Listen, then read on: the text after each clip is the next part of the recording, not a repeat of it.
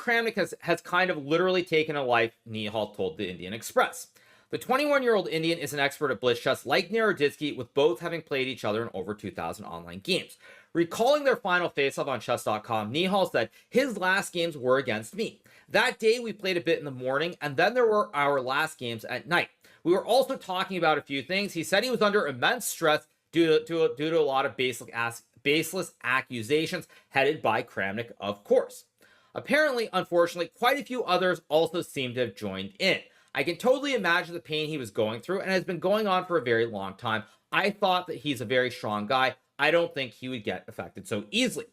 Now, this is also another very, very, very important point to this, which is that yes, Kramnik is the one saying this, but there are other top 10 GMs chiming in on this topic too behind the scenes. So that's actually an important point to make as well. So that's the second second part of it.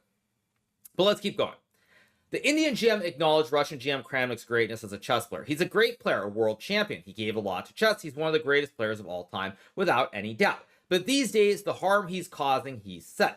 Nihal, too, was targeted with allegations of cheating in online games, but he was able to tide over the crisis. Fortunately for me, my friends, coaches, they immediately defended me. I had quite a bit of a support system.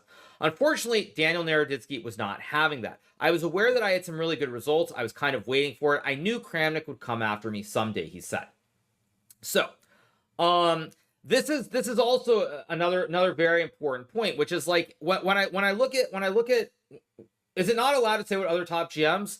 I told you guys it's not the time. I'll probably confront some of these people privately, but it's not a thing that I'm going to do publicly. Okay, so that's what I'm going to say.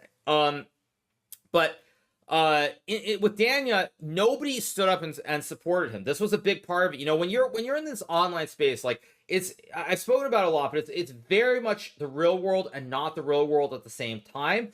And when you see all these people blasting you, especially in Russian, I know Daniel felt it very much from the Russian side, but you see all these people blasting you, you see all these tweets, you see some of these people writing you DMs on Facebook and whatnot. Everyone's like, "How'd you do this? How'd you do that?" And all these other things. Like, it's very, very tough. And then, you know, the problem is most people did not say anything about it.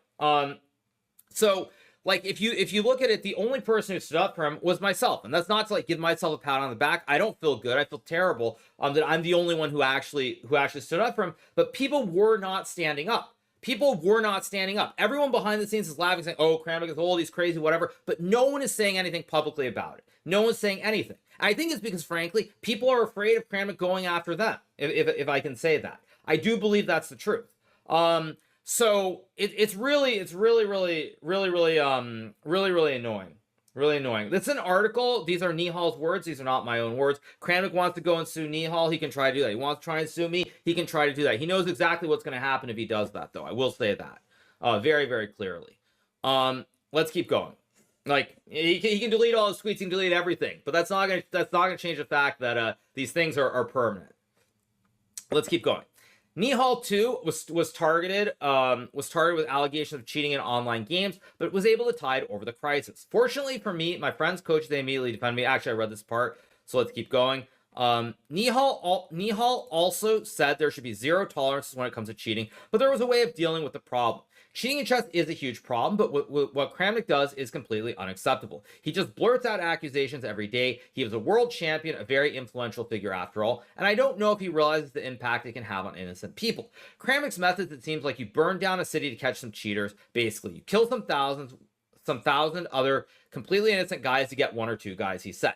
I actually have a different take on this. My take is that for Kramnik, basically, if it's not something that's going to benefit him directly and he's not seeing any benefits, he's more than happy to just burn the whole system down, even though he knows what he's doing is wrong. Is my view, is that basically I've played chess a long time. You know, one of the problems with chess is it's a zero-sum game. So when it's a zero-sum game and it's you against your opponents, you against the world, whatever it is, like, it is one of those situations where oftentimes you view it as like, if I don't win, then screw everybody else, kind of. Like, that is definitely an attitude of how people can look at these sorts of things. So let's keep going. All right.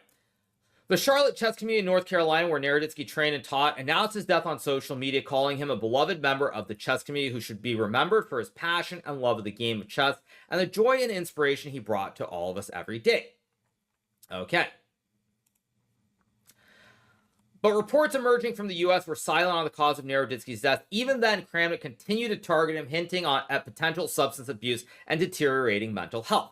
Taking to X, Kramnik posted, "Don't do drugs."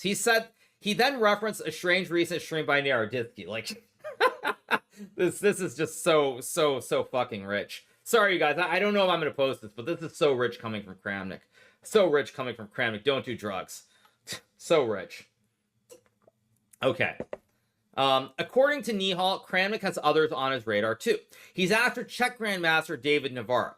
Navarra is struggling. I am more worried about him right now. I don't know how to say this, but I sincerely hope that Kramnik gets some big sanctions. I don't know how, but he really needs to pay for what he's doing to others. Navarra is the nicest guy in chess since a long time. He's been having some psychological issues, and he has even mentioned that these accusations have made him feel suicidal. He wrote to FIDE asking for some sanctions against Kramnik, and nothing happened, he said. Okay. Nihal, a two-time Chess.com junior speed chess champion, then gets emotional. We'll talk about Naroditsky. Why would somebody like Naroditsky cheat? And that is the question that guys like Kramnik can just very conveniently ignore. I cannot process how messed up some of these minds are. I don't understand. What do you get from this? What do you get from ruining anyone's life? Now, Kramnik is almost directly responsible for taking one. So, very, very strong words from Nihal Sarin. I think he's probably the Indian number one junior still. If Gukesh is, I don't know if Gukesh is junior or not, but one of the top 4 or 5 Indian players. Very, very talented player at speed chess. Someone who actually, like so many of the people that have been targeted by Kramnik, someone who's been great online for years, and slowly his classical chess is catching up with his blitz. So very, very well said by Nihal. Very, very, very, very well said. A good article. This is on the Indian Express. My mods can link to the article, and that would be good. Okay, so we also have another tweet. We have another tweet we're going to cover very quickly. This tweet is from Nemo. I don't think I'm going to watch the clip necessarily. I think out of respect I won't. But this is from Nemo, also known as Nemscope. Nihal's 21 now, man. Nihal's been so good for so long. I didn't realize he's 21. Time passes, everybody. Time passes. I remember Nihal being like 12 years old, but anyway, let's keep going. In watching the clip below of Daniel's last stream and hearing the pain in his voice, how deeply the baseless accusations affected him, I am left so mad at what we all allowed to happen right in front of us.